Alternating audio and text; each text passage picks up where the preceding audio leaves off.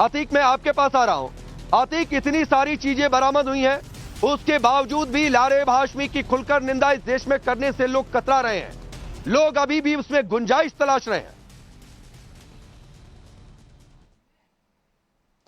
देखिए राकेश जी, इसमें गुंजाइश तलाशने की कोई जरूरत नहीं है। इंडियन यूनियन मुस्लिम लीग ने हमेशा हिंसा की भर्त्सना की है, निंदा की है, चाहे वो जिस तरह की भी हिंसा हो। हम हिंसा इस लोकतांत्रिक मुल्क में, हिंदुस्तान सबका मुल्क है और एक लोकतांत्रिक मुल्क है, ना इस्लामिक राष्ट्र है ना हिंदू राष्ट्र है, इसलिए ऐसी कोई भी जगह हिंदुस्तान में है नहीं और आईयूएमएल इसकी निंदा करती है। लेकिन मैं आपको बता दूं कि जो लारेब हाशमी ने किया है उसकी जांच पूरी परफेक्ट होनी चाहिए, ट्रांसपेरेंसी के साथ होनी चाहिए।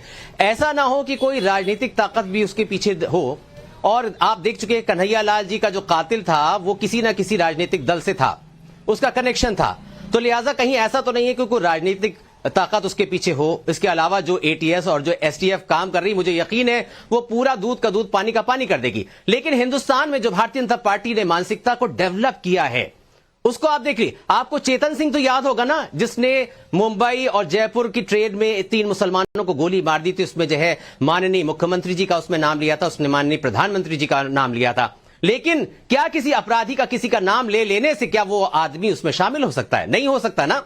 ये अपराधी लोग अपने आप को छुपाने और बचाने के लिए किसी ना किसी का नाम, कभी मजहब का नाम लेते हैं, किसी मुख्यमंत्री का नाम लेते हैं, कभी प्राइम मिनिस्टर का नाम ले लेते हैं, लेकिन अपराधी अपराधी होता है। मोहम्मद अतीक सुनिए, आपने 1.5 मिनट बोला, आपने 1.5 मिनट बोला, कोई बात नहीं है। आप सवाल क्या उठता है, धार्मिक नारों की आड़ लेकर सरतन से जुदा के नारे लगे, कन्हैया लाल का मर्डर हो गया, ये उसी तरीके की घटना है। 18 टांके गर्दन में लगे हुए हैं। आपने भी बात कही तो बीजेपी आरएसएस के गुंजाइश तलाश ली। गोरखपुर में मंदिर पर हमला होता है, बचाने वाले लोग कहते हैं मानसिक रूप से विक्षिप्त था। आप नहीं समझ रहे हैं। वो क्या कहता है आरोपी लारेब हाशमी, वो कह रहा है कि दाढ़ी वाला कहा था। अरे कोई टोपी वाला कहेगा तो किसी हिंदू का हक है क्या किसी को मार देगा? कोई किसी को दाढ़ी वाला कह दिया तो मार दोगे अल्लाह का नाम लेकर? उसको जिस कांस्टेबल को बंदूक दी गई है उसको तो हिफाजत करने के लिए दी गई है ना बंदूक। लेकिन अगर कोई पुलिस वाला ऐसा करता है तब भी वो अपराधी होगा। लेकिन दोनों मामले अलग है। सुनिए, दोनों मामले बिल्कुल अलग है, बिल्कुल अलग है। ये नहीं है अगर किसी कांस्टेबल ने किसी को फायरिंग कर दी और कोई किसी को धार्मिक नारे लेकर मार दे रहा है और बार बार कह रहा है कि मैंने ठीक किया, आपको दोनों मामला एक जैसा लग रहा है? बिल्कुल नहीं। अरे उसके कहने से ठीक हो, उसके कहने से क्या होता है? उसके कहने से थोड़ी होता। उसने गलत किया है, उसने बहुत गलत किया है। और जो चेतन सिंह ने किया था उसने भी गलत किया था। और झारखंड में तबरेज अंसारी गुंजाइश क्यों तलाश रहे हैं? जय श्री राम के नारे लगवाए गए, गुंजाइश क्यों तलाश रहे हैं मोहम्मद अतीक? हाँ, यही मैं कह रहा हूं, बचाओ नहीं आगे गुंजाइश तलाशते, यही मैं कह रहा हूं, गुंजाइश मत तलाशिए। अपराधी है। यकीन मानिए आप, यकीन मानिए मोहम्मद अतीक, अगर आप गुंजाइश नहीं तलाशेंगे ना तो मेरे पास अगला सवाल नहीं होगा आपसे पूछने के लिए, क्रॉस करने के लिए मेरे पास आपके लिए सवाल नहीं होगा। लेकिन आप गुंजाइश तलाशते हैं। विक्रम सिंह जी, मैं तो विक्रम सिंह जी, अल्लाह का नाम लेकर सरतन से जुदा के नारे किस तरीके से लगे? अब ये घटना हमास, हिजबुल्लाह, आ रहा हूं अतीक, आ रहा हूं, क्योंकि हमास पर भी सवाल करूंगा। जिस हमास का लेकर सवाल मैंने पूछ दिया तो लोगों को इस देश में दिक्कत हो गई थी, उसी हमास के वीडियो देखता था। तो विक्रम सिंह जी, क्यों ना माना जाए कि यह आतंकी कनेक्शन है और जो लोग इसका समर्थन करेंगे वो भी कटघरे में होंगे?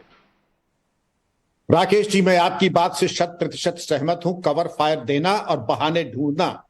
पेरिस में 130 लोग मारे गए थे 2015 में, वहां तो बीजेपी आरएसएस नहीं थी।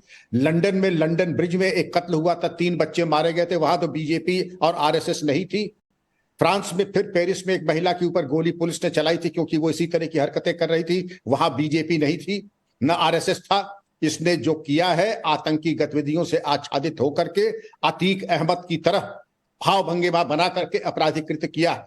और अफसोस इस बात का है कि उसकी बात को भर्त्सना, निंदा न करके इधर की बात उधर, उधर की बात इधर, इससे कोई उसका जो जुर्म है वो हल्का नहीं होगा। उसने जो जुर्म किया है, मेरी पुरजोर सिफारिश होगी कि इसको और इस तरीके के हत्याकांड जहां होते हैं, आक्रमण, 30 दिन के अंदर सजाए मौत की जिम्मेदारी। और अगर ये जिंदा रह जाता है, केवल 307 आईपीसी लगता है, तो राकेश जी 8 साल की जिम्मेदारी सरकार की है कि कैद बामशक्कत इसको होनी चाहिए, सारी हवा जो है इनकी निकल जानी चाहिए। और जो इसको कवर फायर दे रहे हैं, अरे हमास क्या है? हमास तो आईएसआईएस का दूसरा पहलू है।